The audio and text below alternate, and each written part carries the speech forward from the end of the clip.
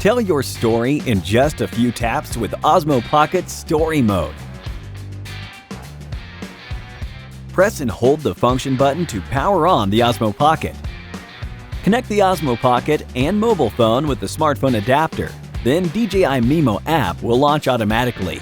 Slide the screen to choose Story and select one of the many templates, such as Leisure, Fashion, Cut, or Lively. Check out the demo video on the left side to learn the specific shooting details.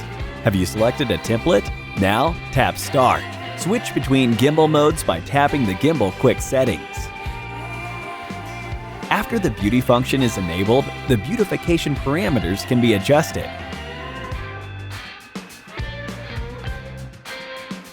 After the template is selected, tap the shutter button to start capturing, and the gimbal will rotate based on the preset directions. At the same time, each clip will automatically have the corresponding background music added.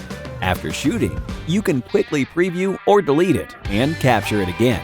Repeat the above steps to complete the shooting of all the storyboards. Rotate the handle to switch between scenes. After shooting, a video will be automatically generated in the app. Then you can save it to your phone's photo album and share it.